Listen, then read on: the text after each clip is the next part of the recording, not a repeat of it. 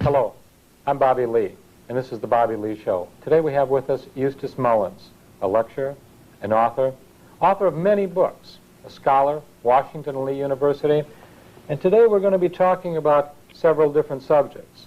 But this particular subject is the most important for today's political venue.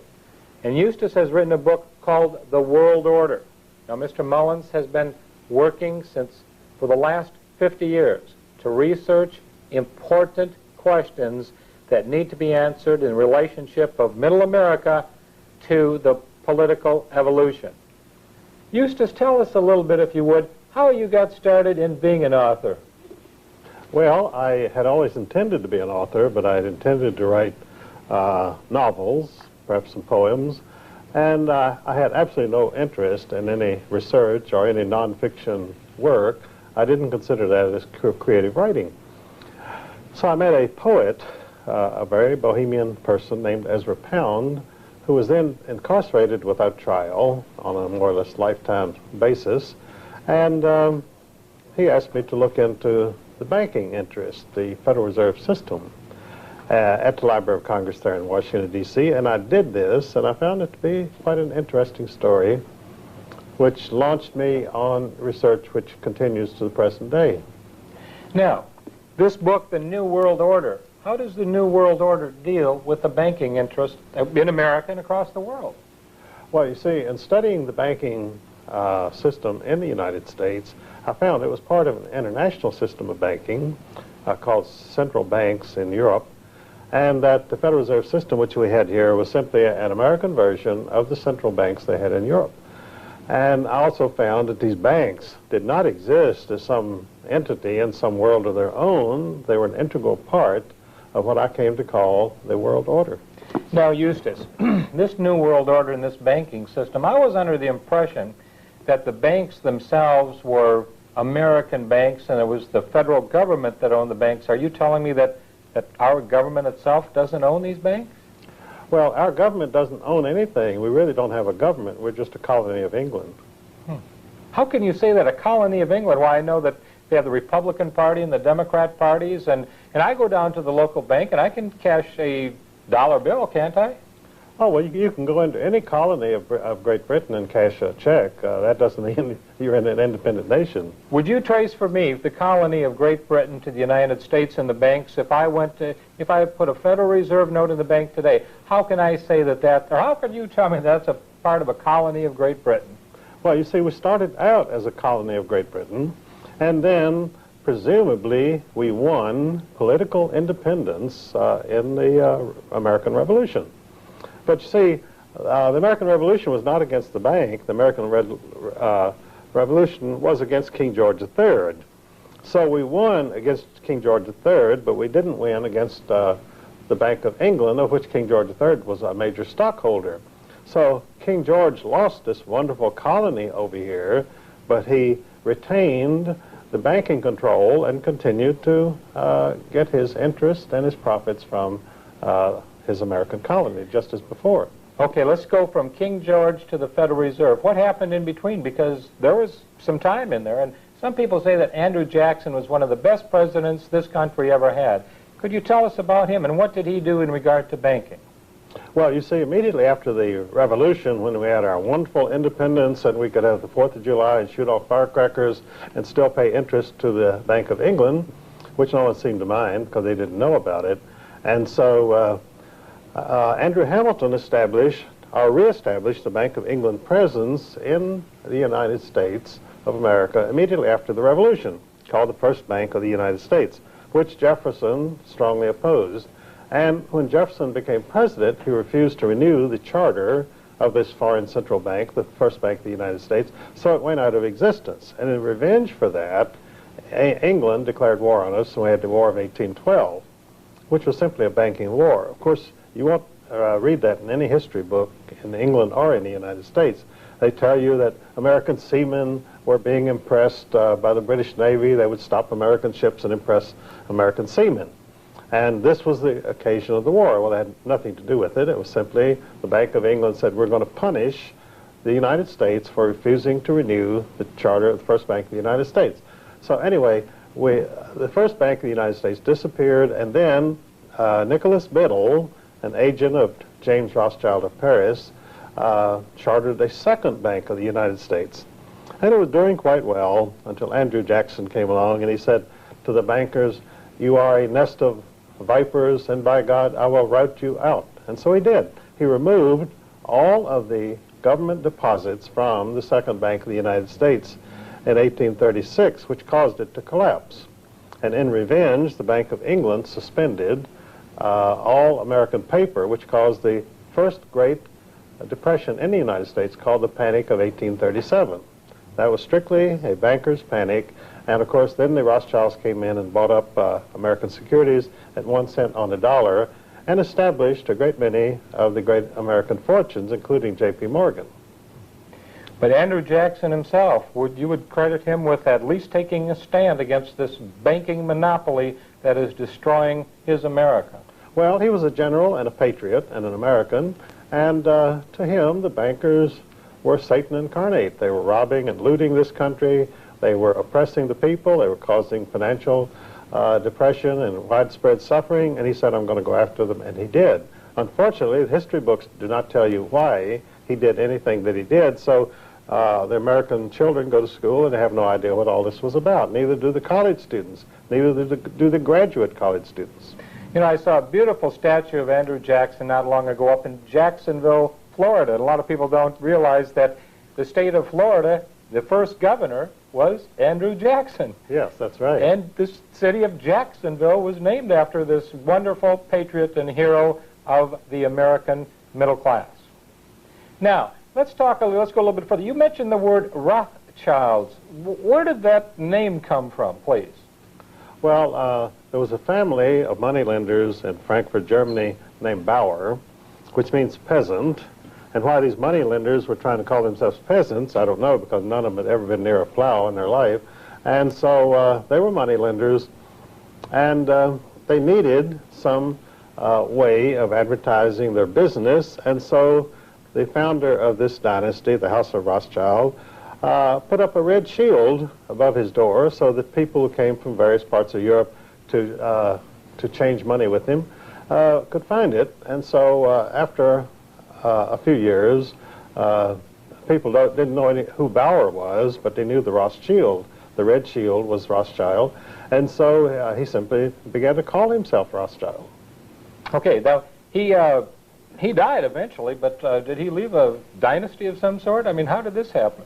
Well, he left 5 sons who were very well trained by this man, who by that time had become the outstanding money lender of Europe. Due to a very peculiar circumstance, King George III and the Bank of England wanted to punish the American colonists for being so obstreperous and for refusing to give all of their profits to the Bank of England from their income.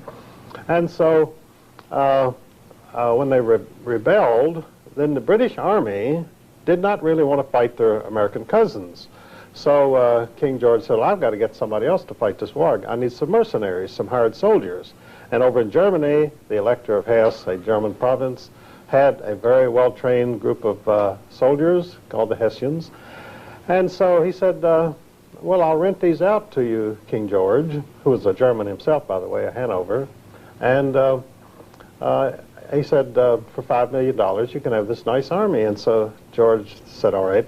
And then when the Elector of Hesse got this $5 million, he said, what am I going to do with it? And they said, well, there's a very good investor and financial advisor named Meyer Amschel Rothschild there in Frankfurt. So he let Meyer Amschel lend out this money, which was the biggest chunk of capital in Europe at that time, $5 million.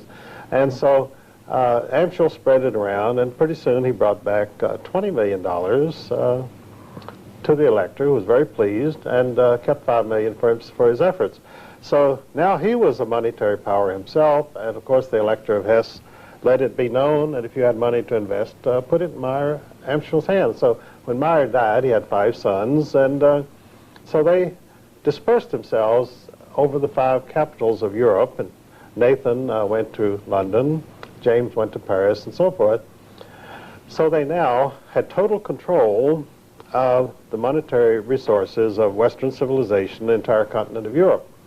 And they had developed some very interesting techniques. One was that the courier went from James in Paris to Nathan Mayer in London, and he wanted $1 million in gold. So he would give him a note saying, I want $1 million in gold, but he would not sign it. So if someone came into a Rothschild office, a courier, and said, I have a request here for $1 million, it's signed James Rothschild, and Nathan knew it was fake because they didn't sign their communications. Little trickery even then, but I think good little trickery. Well, you live and learn, you know. That's right. So we're talking about the New World Order. In the New World Order, we had the war with England, and that was the Revolutionary War. And there was the banking system that was set up, and that was Alexander Hamilton that set it up originally after that. Thomas Jefferson then went ahead and decided this was not good for the American people. And then after that, we had the War of 1812, and then we come to Andrew Jackson, and he fought the bankers again, and then we have the Rothschilds, and their dynasty is building. Tell us about the Rothschilds now, how they enter into the picture as far as, shall we say, the Federal Reserve is concerned. Well, the Rothschilds realized early on you don't make any money by lending somebody $200 to buy a used car. They only dealt with governments and with the kings of Europe, and they only handled government loans because that's where the big money was. And you see, they realized it was a sure thing because if you lent money to a government and they didn't repay you, then they would never get any more money. And they always needed money for wars and for to build Versailles and so forth. To be a king means you spend a lot of money. You're a big spender. And they could always tax their people enough to repay the Rothschilds their money, so they had nothing to worry about. And so by 1880, the Rothschilds really owned all of Europe, and they owned a large part of the United States secretly because they always advertised and promoted the idea that the Rothschilds had no activities in the United States, and they did not because they worked through August Belmont, who was their named representative, and they also worked through J.P. Morgan and Kuhn Loeb Company, which were their secret representatives.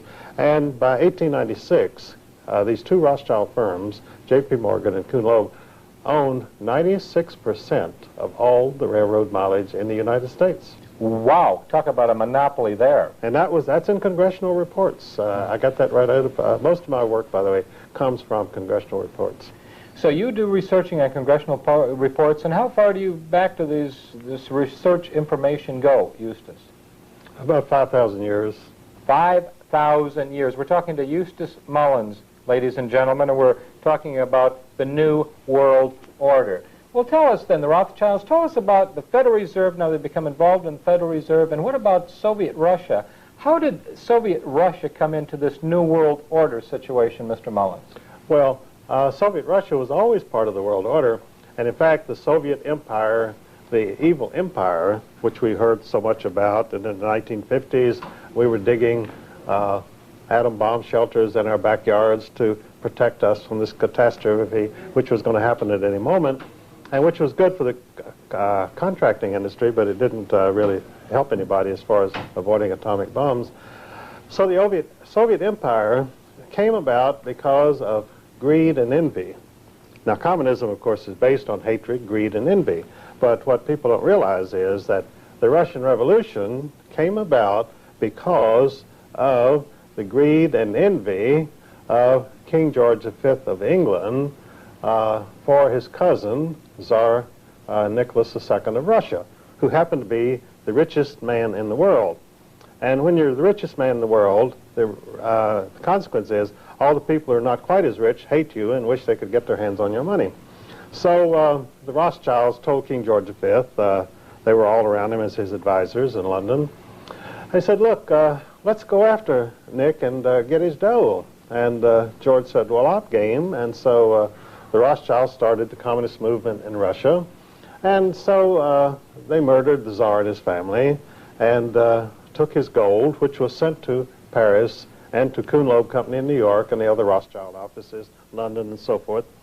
And some of this money, by the way, these Rothschild banks used to buy the original stock of the Federal Reserve System in 1914. That was all bought with the Tsar's money, and so the Romanov heirs, such as are still alive, are the real owners of our Federal Reserve System.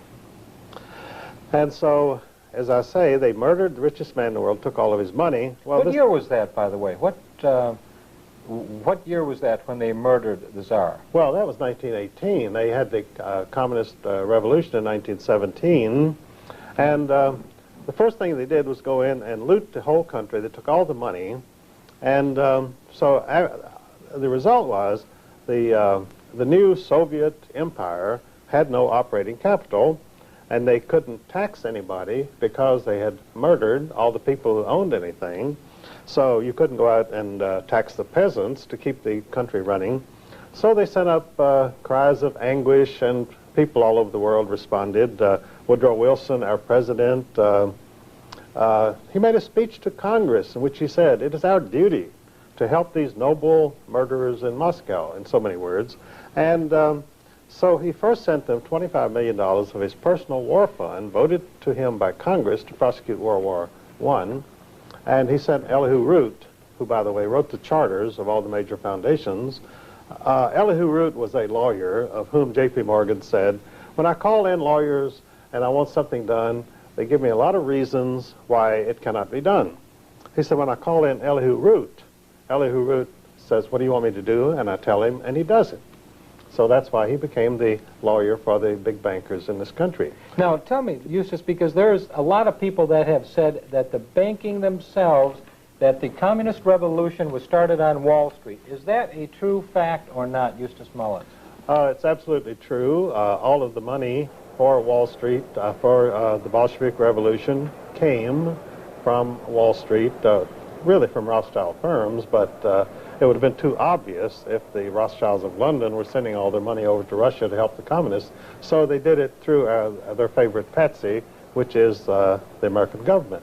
And they even formed a special firm on Wall Street in 1916 to finance the communist revolution in Russia, which was called American International Corporation. And its directors were Percy Rockefeller, the richest men in the United States, including a financier named George Herbert Walker, who just happened to be the grandfather of George Bush, our president. Now, how does this George Bush fit in now? George Herbert Walker Bush, the former president, or about to be president of the United States, formerly anyway, how does he fit in with his father, and was it his father and the Rockefellers and the Harrimans and the Brown brothers? Did they all work together as far as this New World Order is concerned? Well, the New World Order is a group of insiders. It's sort of an international mafia, and they either work together or they get eliminated. I mean, these people have to cooperate because the death sentence is automatic if you don't. And you don't say, I'm going my way, to heck with you, because if you go your way is straight down. And so George Bush was like a lot of scions of these World Order families. That is, he was unemployable. I mean, if he came in to be interviewed and there were 8 people there, he would be the 8th one that you would hire if you had to hire 8 people. And, you know, Lyndon Johnson... He should have had 7 others when he was running for President of the United States. Well, it's too bad they didn't. Lyndon Johnson was quite a perceptive guy. He was a Texas redneck, and he came to Washington and he looked at all these bright young men at the Central Intelligence Agency who were from the wealthiest families in the United States. They were there as a lark. They wanted to play James Bond, and their families would do... and as Lyndon said, he said the CIA is composed of scions of wealthy families whose families would never dare let them near the business because it would be dissolved within 6 weeks. So George Herbert Walker Bush, when you know, he finished at Yale, and they said, well, should we put him in the family firm of Brown Brothers Harriman? They said, good God, no, we'll be in the bread lines within 2 months. So they said, let him go work, let him do what everybody else does. Go work for the Central Intelligence Agency and travel around and have fun. So George went to work for the CIA. It's the only job he ever had, just like Bill Buckley, another scion of a wealthy family. Bill Buckley was hired by the CIA when he finished at Yale, Skull and Bones. We're talking about the Brotherhood of Death here, the Skull and Bones crowd, which Bill Buckley and George Bush and all of the partners at Brown Brothers Harriman were members of this Illuminati fraternity established in 1848 as the Russell Trust by Daniel Coit Gilman, who also, by the way, later set up the charitable foundations. Gilman was on the board of all of these so-called charitable foundations, which were simply secret instruments of the world order. So George became a member of the CIA. Matter of fact, he was CIA director in 1976. An interesting thing happened to Eustace in 76, and that was when he met one Saddam Hussein, who became involved in power in Iraq at the time. Could you tell us a little bit about that? Well, George was always a business partner of Saddam, and he claimed he didn't know him, so he deliberately, when he was on camera, he always mispronounced his name. He always called him Saddam, as though he were trying to call him a sodomite, I don't know. But anyway, they've been business partners that goes way back. And Saddam himself, you know, is worth about $10 billion. He's a player on the world scene. And that's why when George was ranting about getting rid of the new Hitler, and he sent our army over there to do it, they walked away, leaving Saddam Hussein in total control. I don't think he ever heard a gunshot fired during that entire Iraqi war. But to get back to George, he didn't start out with the CIA. He started out as an agent, a secret agent of the CIA, who was running his own oil company called Zapata Oil Company. And, you know, George, when he wanted a name for his company, he wanted a name that really represented what he believed in. So he didn't call it the Thomas Jefferson Oil Company, and he didn't call it the George Washington Oil Company. He looked down at Mexico, where you had a communist revolutionary named General Emiliano Zapata. And Emiliano was quite a bloodthirsty guy. His idea of a good time was to go into a village and line up all the women and children and shoot them. So George said, this is my kind of guy. So he named his oil company Zapata Oil Company, which showed the kind of people that he would like to have around him. And the Zapata Oil Company was never anything but a front for the CIA. They did a lot of work in Mexico and in the Gulf of Mexico for the CIA. And of course, when you had the supposed attack against Castro to wipe out communism in Cuba, George was in on the planning, and of course they bought 2 ships to haul the fighters, freedom fighters, to Cuba. And they named one of them Barbara, after his wife, and they named the other ship Zapata, after his oil company. So George was pretty well inside all the way. And, of course, they never intended to overthrow Castro. You see, when you set up a regime that you control, like in 1917 they set up the Bolshevik regime, and the American taxpayer supported the Soviet empire from 1917 right up till the time it collapsed.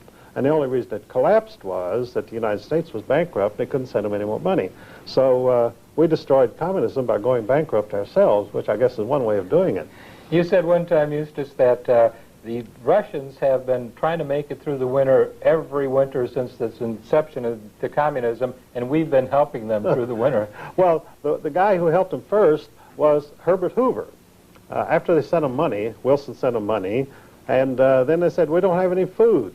So Herbert Hoover, the great engineer, who was a Rothschild employee, after he had been banned for life from the London Stock Exchange as a thief and an embezzler, and the Rothschilds said, boy, we want this guy on our side. Sure. So they hired him as a director of Rio Tinto Zinc, one of their family firms. And so then in 1916, the Germans said, look, we can't fight any longer. We don't have any more money, we don't have any more food, and we don't have any more coal. So the Rothschilds said, well, hang on, and we'll see what we can do. So they got Herbert Hoover to inaugurate the German Relief Commission.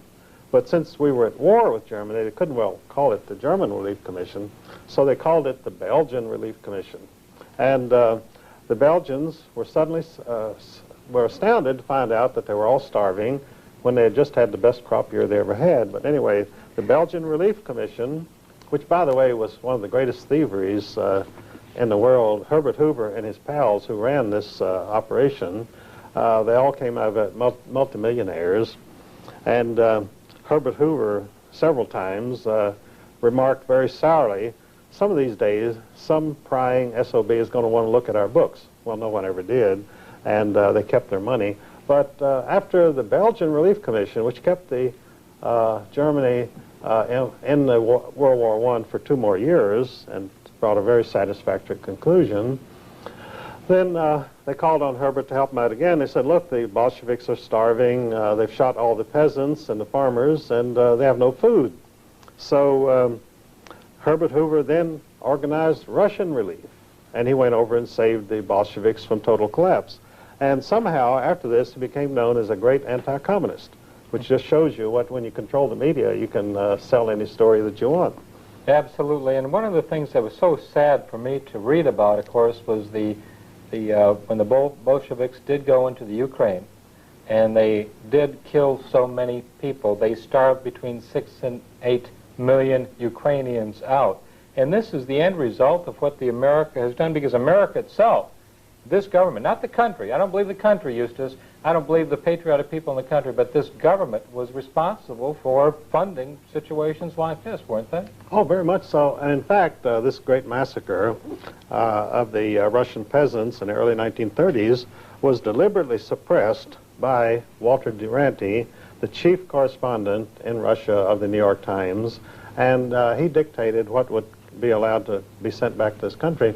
They totally suppressed this so that Franklin D. Roosevelt, as a principal plank of his platform in 1933, that was to give official diplomatic recognition to Soviet Russia so we could send them even more money, of taxpayers' money, than they'd been doing before. So, but they couldn't do this if the press was going to print a story that 10 to 12 million Russians had been murdered by Stalin. So the story was completely suppressed, and in fact the American people today really don't know whether to believe it or not. There have been several books out about it by Robert Conquest, which are very good, totally documented, but they don't get much play in the media. Mm-hmm. You know, they had a movie at one time on PBS, but PBS refused to run it in most of its affiliate, and that was Harvest of Despair. Oh, yes. It was a television, I think it was about an hour and a half long, or a couple hours anyway, but it showed exactly what happened and the terrible human tragedy that this government, the United States of America government, was involved in by the fact that they supported communism in other parts of the world, namely the Soviet Union at that time. You know, it's interesting to me, Eustace, that over 70 million people have been killed by communism, many by their own people, and we still support governments like that. How can this happen, Eustace Mullins? Well, you mentioned public broadcasting system, PBS, which to most people in the know, they call it the phony. They say PBS stands for the phony broadcasting system because they're a bunch of goofy left-wingers and homosexuals, and they're so relentlessly far left in their orientation that occasionally some congressman or some senator will point out, has PBS ever published any or run anything which was of a conservative nature? And of course the answer is no. And whenever someone in Washington points this out, why they would have to point it out, I don't know, because all you got to do is turn this phony broadcasting system on and you can see it for yourself. But whenever a congressman mentions this, they immediately denounce him in the entire press as a hate monger, guy who wants to suppress freedom of speech. Mm-hmm. And of course there is no freedom of speech on the phony broadcasting system because it's totally left-wing. Now, we have a number of people, different types of people, different nationalities in this world. We had World War I, we had World War II, we had South Korean War, and then we had Vietnam. Should we have fought any of those wars, Eustace Mullins? Was there a real reason? And what was the end result of us being involved in, say, World War I and World War II? Well, John, you have to understand what wars are. Wars are carefully staged productions. Now, these are all carefully staged, and they did what they were supposed to do, and they had a good audience, and so I think they were successful.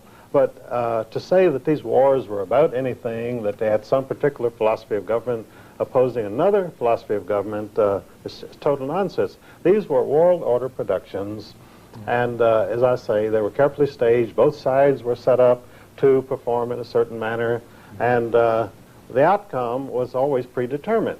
In other words, you were looking at a staged production which you had already seen many times, a sort of a soap opera, and you knew how it was going to come out before it even started. Now, Eustace, you're a veteran, and I'm a veteran.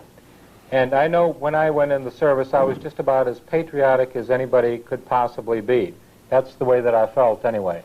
And, you know, I saw things in the service, Eustace Mullins, that would lead me to believe that I still love my country, don't get me wrong, but it's this government that I don't think that I'd ever fight for again, because you just kill a lot of people, raise a lot of debt, raise a lot of taxes. I come back, the people are far worse off than they ever were before, and we seem to be enslaving ourselves. Is this true, or am I imagining things?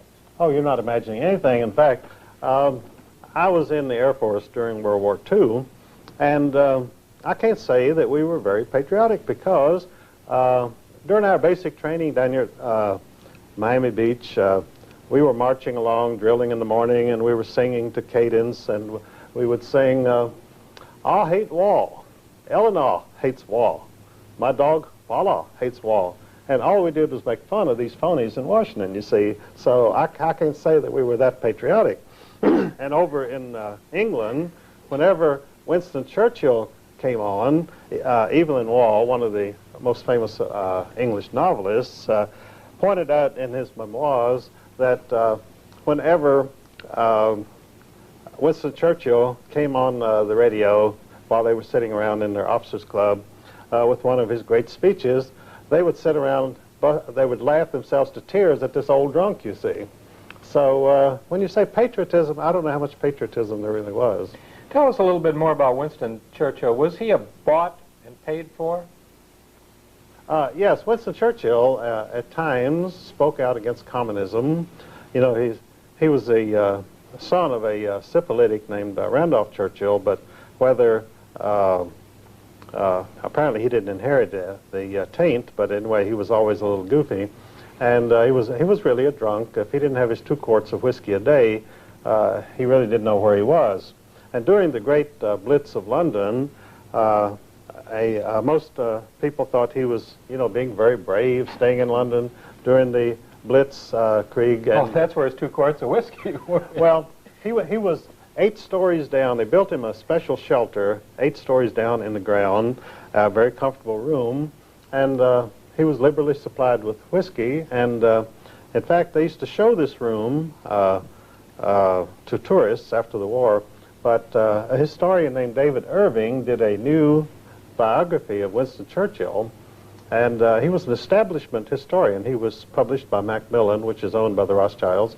And so he sent this new biography of Churchill to the offices of Macmillan, in which he went in at some length about how this old drunk slept out the war in this special room underneath London.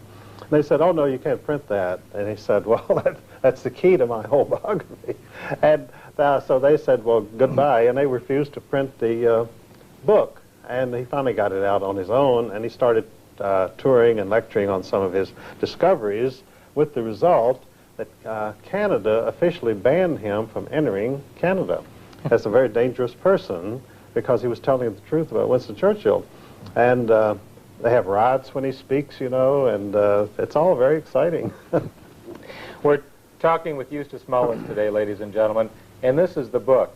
It's The World Order and it's about our secret rulers. It's extremely, extremely important that we understand what is happening in America today, because we do have a $4 trillion debt. The nation is on its way down. We've become a third world entity. And we used to be the finest, the strongest, the most industrialized, the #1 nation in the world. And our education system also used to be the very best. We're having severe problems, ladies and gentlemen, and that's why Bobby Lee is here today with Eustace Mullins, one of the patriots and the heroes of the truth and the Jeffersonian philosophy of government.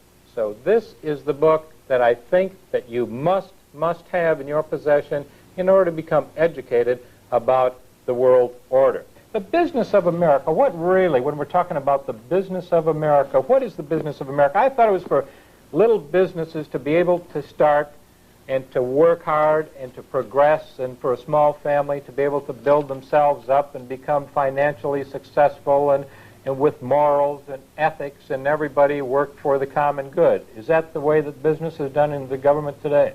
No, that's the myth. But we, unfortunately, you and I are talking here today about the reality. We could talk about myths all evening if we wished, but if we're going to talk about reality, then we have to say that this is a soap opera from Hollywood, the American dream. What we are facing today is the American nightmare, a wholly owned colony dictated to by aliens, in which the chance of a young person today of making it is almost nil, unless he happens to be a scion of one of the insider world order dynastic families, as George Bush was. Now, George Bush, of course, his path was smooth. He was a member of the Brotherhood of Death from Yale University. And we were so lucky to have him replaced by Bill Clinton, apparently from Middle America, the heartland of America, a Rockefeller protege, a Rhodes Scholar. There's never been a Rhodes Scholar. They're the Rothschild Scholars, but they didn't want to call themselves Rothschild Scholars, so they named themselves Rhodes Scholars. So we have now in Washington Bill Clinton, a Rothschild Scholar and Rockefeller protege. You know, the Washington Post on June 21st explained the sudden meteoric rise of Bill Clinton when you had all these people contending for the presidential nomination in the Democratic Party, and they all looked equally qualified, they all looked equally stupid, and which would satisfy the American people. And they were all lawyers. And they were all lawyers, and they were all proteges and insiders. You had Albert Gore, whose family has lived off of largesse from Arm & Hammer for many years, the founder of the Communist Party of the United States, and this has all been printed in the Washington Post and many other places. So suddenly the Rockefellers said, well, it's time for the show to be over, and so Senator J. Rockefeller and David Rockefeller notified them, Clinton is the man, I want all you other people to disappear, and so Clinton came forth as #1 Rockefeller choice. You know, it's amazing. Of course, you know, to me, from changing from George Herbert Walker Bush to Bill Clinton is just like leaving the soiled diaper on the baby and just changing the safety pin. Well, very good analysis.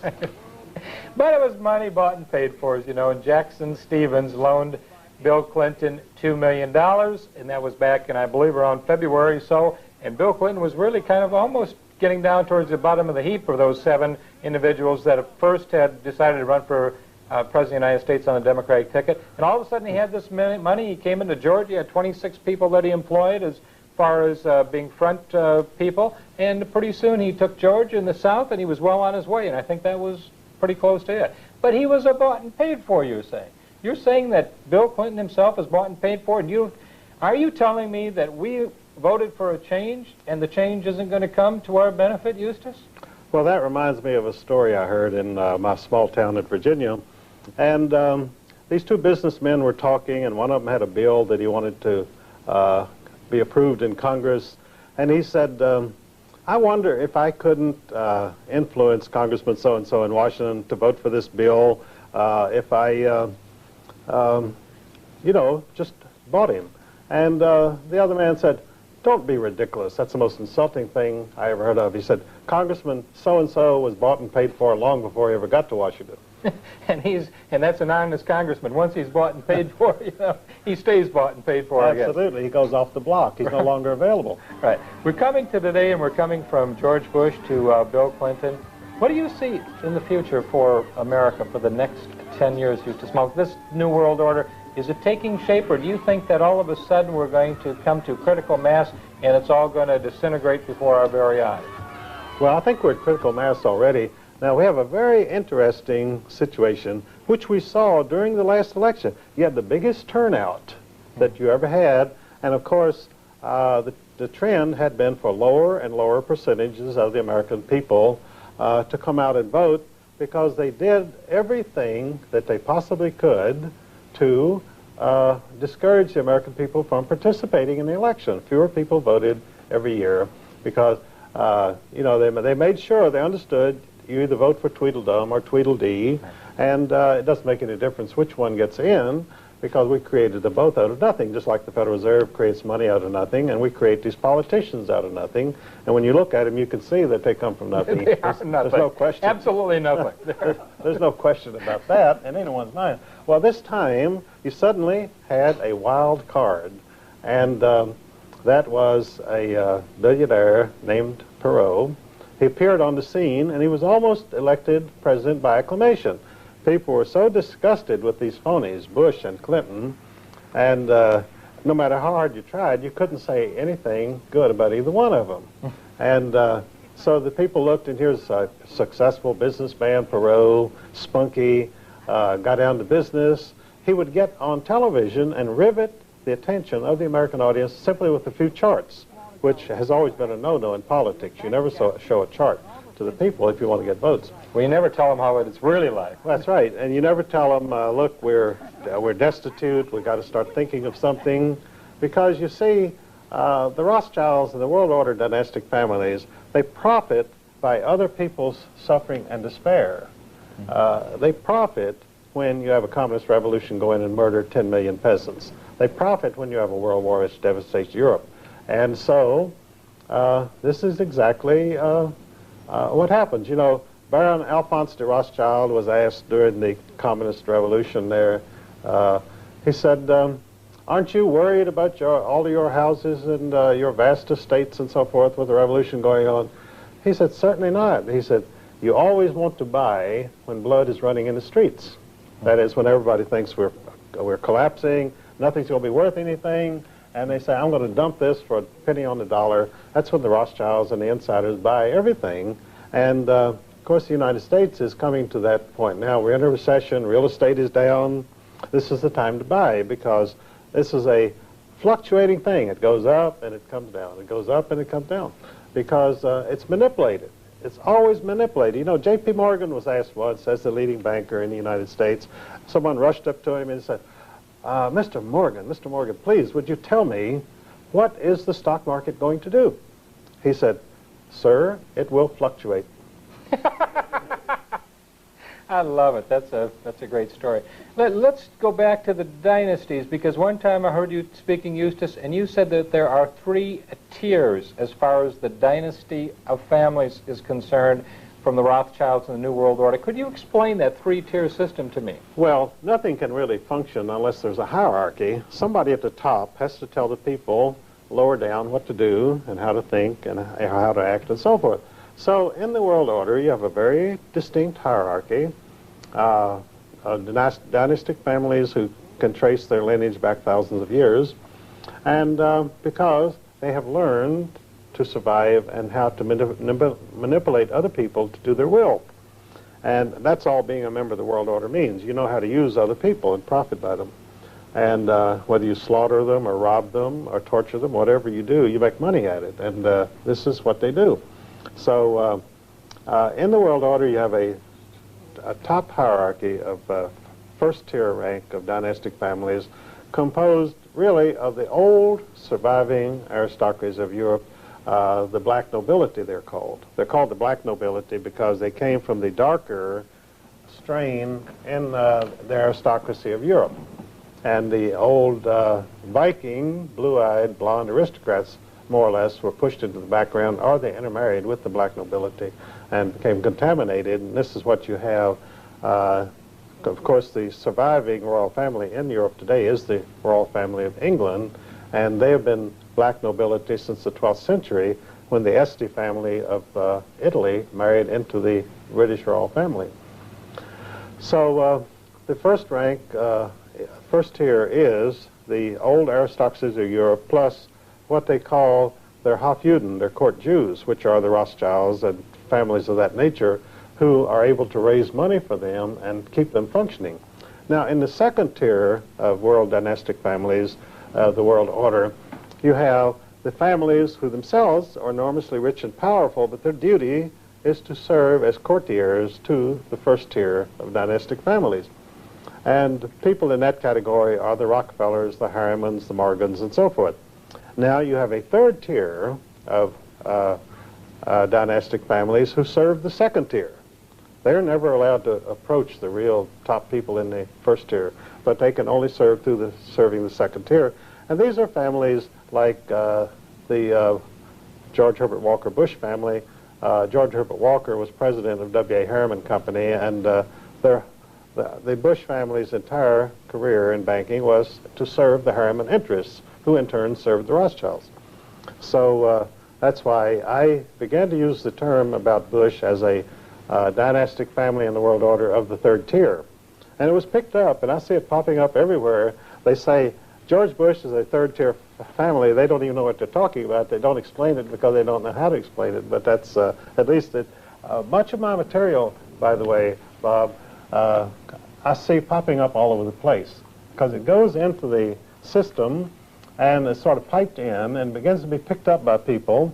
For instance, columnists like Pat Buchanan and James Kilpatrick, every once in a while they'll pick up something of mine. Pat Buchanan had a column not long ago in which he denounced the Trotskyite wing, the neoconservatives of the Republican Party, which I had been speaking about publicly for about 5 years, and which I describe in my book of The Rape of Justice. I give you the whole story about that takeover.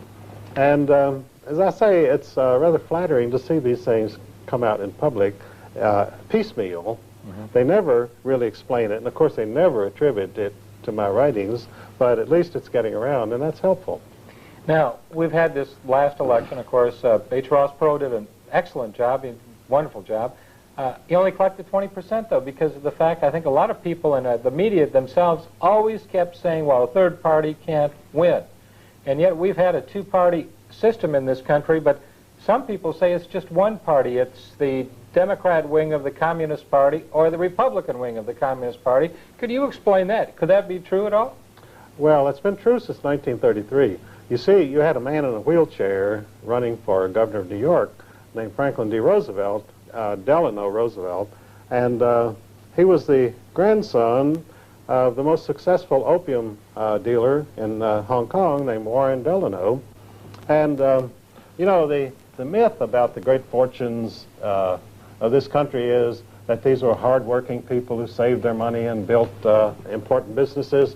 The fact is, most of the old family money in this country came from dealing in drugs and dealing in slaves, the slave trade and the world opium trade. Mm-hmm. And, of course, the Delano Roosevelts. Well, we've become the slaves now, but they're still dealing in slaves. Well, what has happened in this country and over the world is we have reverted, through the world order, we've reverted to the Middle Ages. We have a feudal system now in which you might say futile system because of the way it works, but it's a feudal system in which you have the serfs and you have the lords in the castle, and that's it.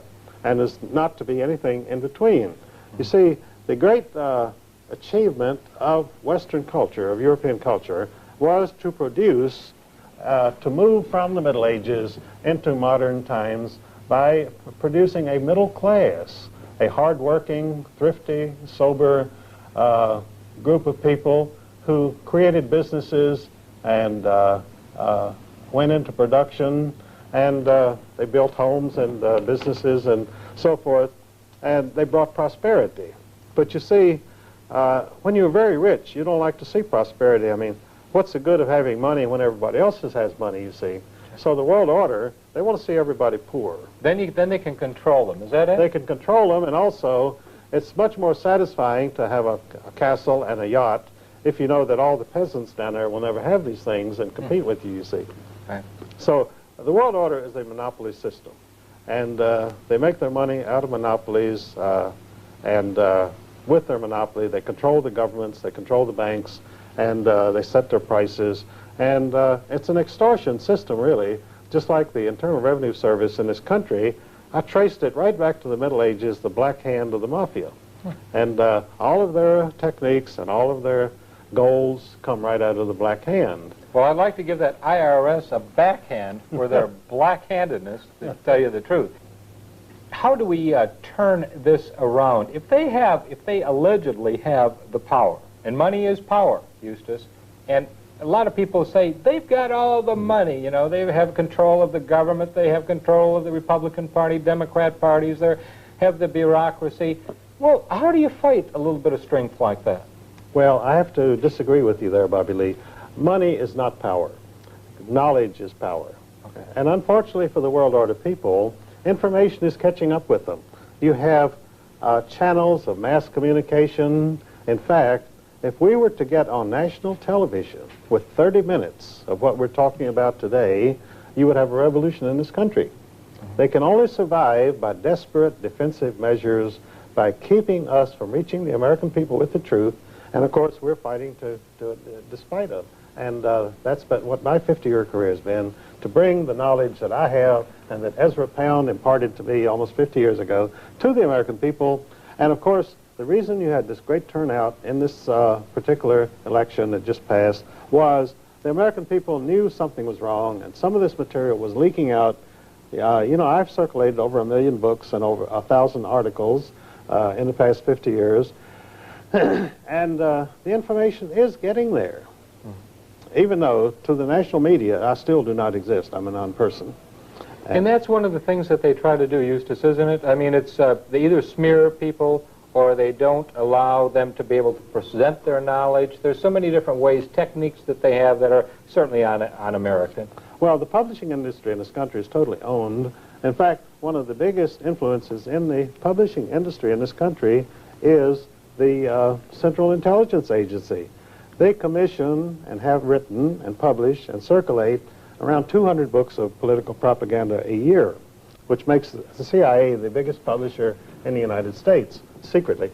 And of course, there is no Central Intelligence Agency. It's a branch of the British Secret Intelligence Service, SIS, which was established in 1694 as a necessary adjunct of the Bank of England.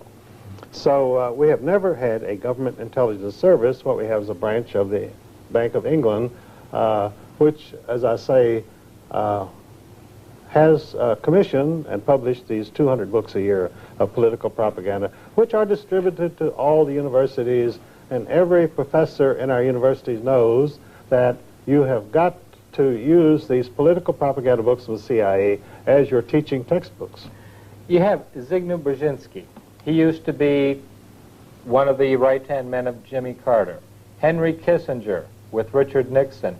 These people hardly speak English to some degree, but yet they're controlling, in many cases, the foreign policy of this country.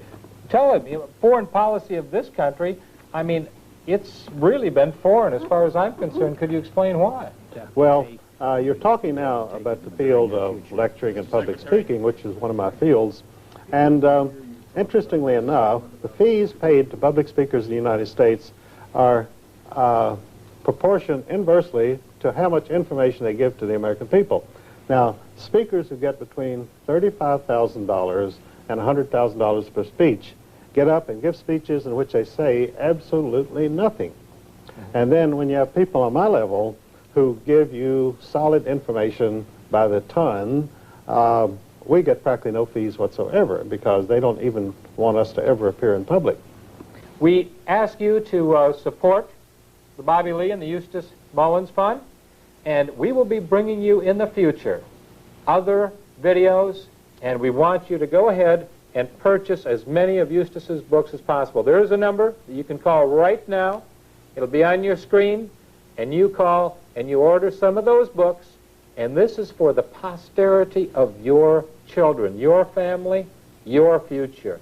You need to know. Thanks for being with us today on the Bobby Lee Show, and Eustace Mullins, thank you, sir, for being a part of America and the great patriot that you are. And the fact that the bad guys most always go free, that is wrong. We need leaders who lead us, not stick us and bleed us, and take all our money and send it abroad. We must take America back. We need prayer in the schools and more things made in USA. It's the least we can do for the red, white, and blue. We must take America. equal balance.